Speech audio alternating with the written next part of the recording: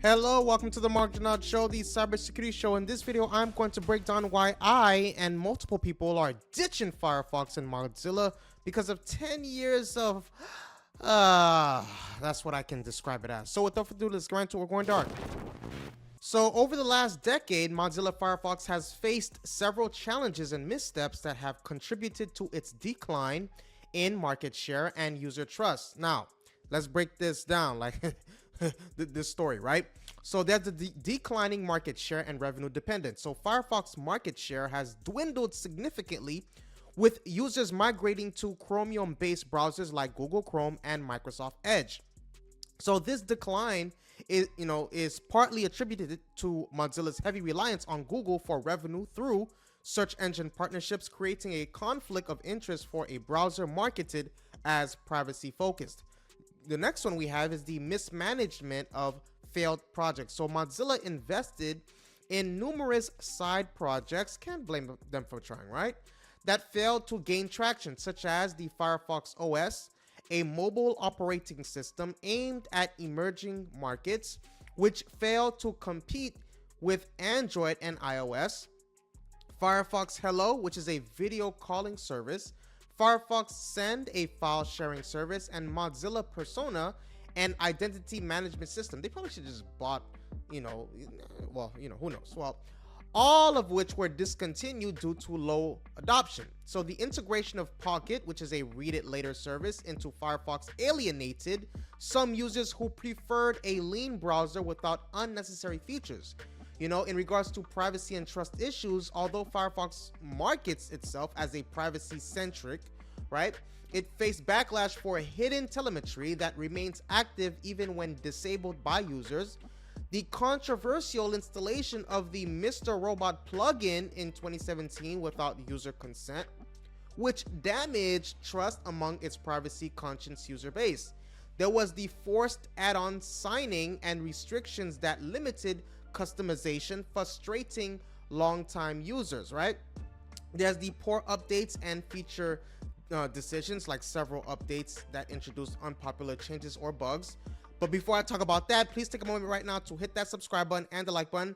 If you're gaining value from this video and you're liking what you're hearing so far, please take a moment right now to hit that subscribe button and that like button. Now, it was like the features like password management tools and WebXR spaces were removed, alienating users who relied on them. There were updates that were sometimes broke compatibility with extensions or introduced unnecessary bloat. There was the competition from Chromium-based browsers, right? Firefox remains one of the few non-Chromium browsers, but its inability to compete with Google's vast resources and ecosystem has left it struggling to retain relevance, right? So many users perceive it as a slower or less compatible with modern web standards compared to Chromium-based alternative. Now, let me know in the comment section, why do you think that Chrome has skyrocketed, right? Or stayed on the market? There was security vulnerabilities as well. Over the years, Firefox has experienced a range of security issues, from memory safety hazards to vulnerabilities in WebRTC and SVG rendering. While these were patched, they were highlighted concerns about the browser's robustness compared to competitors. There was the alienation of core user base, so Mozilla decisions to often alienate its core audience of privacy enthusiasts and open source advocates. You have the example. You had the mandatory two-factor authentication for minor customizations like theme creation was viewed as excessive. I get it, but come on, it was a little excessive. The inclusion of features perceived as unnecessary or intrusive undermined its reputation as a lightweight browser.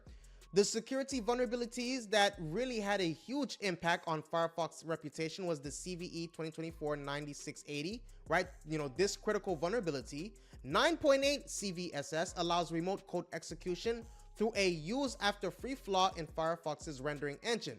So it enables attackers to execute arbitrary code by luring victims to maliciously crafted web pages, potentially leading to unauthorized system access and data breaches. So the fact that this vulnerability was actively exploited in the wild made it particularly damaging to Firefox's reputation. You had the CVE 2024-8387. Remember that one? That was a CVSS 9.8 related to an out-of-bounds write error in Firefox's media processing components.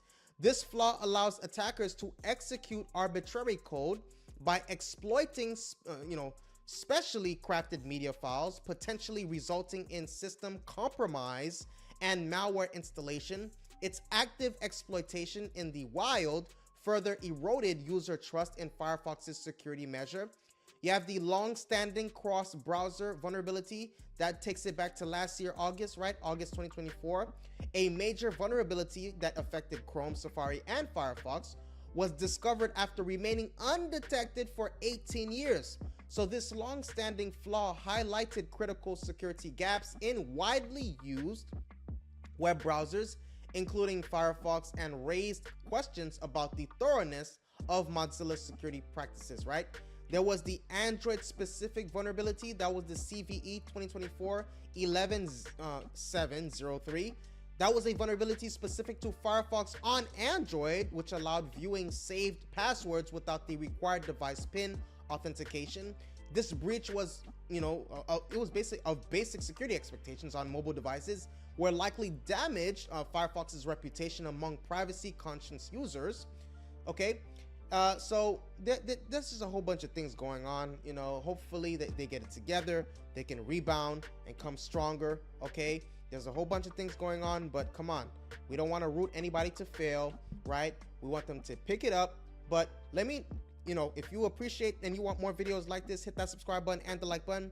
Hit that notification bell. Also, let me know your opinion on this story in the comment section below. See you in the next video.